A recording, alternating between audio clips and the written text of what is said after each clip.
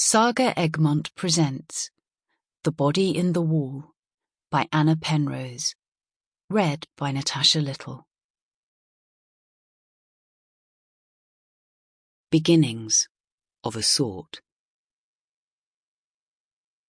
The rat scurried along the dark passageways, having made its way up from the harbour tunnels. At low tide, the pickings on the sand were good but fraught with gulls trying to grab at the fishermen's cast-offs. There was always something in the mud worth eating if you could get ahead of the screaming birds. Now, as the tunnel turned into a passageway, the rat negotiated the dark walkways without the need for light, its whiskers providing navigation, its long tail balance. It climbed over old forgotten sacks and piles of bricks from a collapsed wall. Ahead, the passageway narrowed as the rat navigated the bones wrapped in a rotting carpet. Any morsels on that body had long been devoured, and now it was simply another obstacle to overcome. As the rat continued its route, it emerged through a grating and off along the cobbled lanes of Golden, careful to avoid passing feet and tires. The ancient fishing village of Golden would always have rats and, from time to time, would also have bodies. Chapter 1.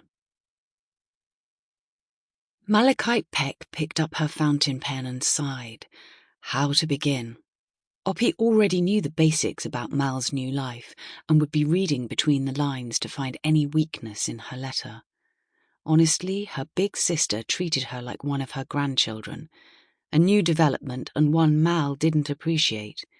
She removed the lid, gave her pen a quick shake, and began. Dear Oppie, whilst I wait for the sun to rise, I thought I would just drop you a line to let you know all is well. The bookshop requires a complete overhaul, and I shall close next week to begin renovations. Whilst the tourists are here, I'm having a clear-out sale. Fingers crossed they help get rid of a lot for me, and I make a few pennies. It's quite a risk closing during the season. Apparently I need to make all the money I can before winter. I started unpacking last night and found my swimming costume, so I am about to go for a swim. I have no idea how successful this will be. The sea looks terribly cold. I'm pretty much keeping to myself, which, as you may understand, suits me perfectly. As they say, the natives seem friendly, but I have no wish to engage beyond the confines of the shop itself. I will write again when I have more news. Love, Yaffle. Mal reread her letter, then scrunched it up. It read like a letter to a junior colleague, not her beloved big sister. At least she had signed it off with her family nickname. Cross with herself, she noticed the sun had risen and she was wasting the quiet hours. Mal had once commandeered any room she walked into. Now she preferred to keep to the edges. Tutting to herself, she grabbed her gown and headed downstairs. As she walked out onto the quiet cobbled lane, the rain began. Peering up at the dark skies, she quickly pulled the door shut. Her heavily embroidered silk dressing gown was unlikely to survive the short walk to the harbour, and it certainly wouldn't provide any warmth on the way back if it were already soaked. Muttering crossly to herself, she walked back through the bookshop and out to the workspace, where she unhooked a raincoat and set out once more. The muttering increased when she saw her Burberry trench coat only went as far as her knees, leaving the jewelled colours of her kimono dressing gown sticking out at the bottom.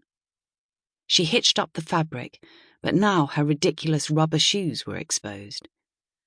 The woman in the beach shop had tried to assure her that people wore them in saunas, but Mal had spent her life in saunas and had never once seen anyone in these monstrosities. Her unease had been amplified later when she observed a family queuing for fish and chips, and every one of them was in the same style of rubber shoes with holes. She didn't want to judge, but they didn't seem the sauna sort.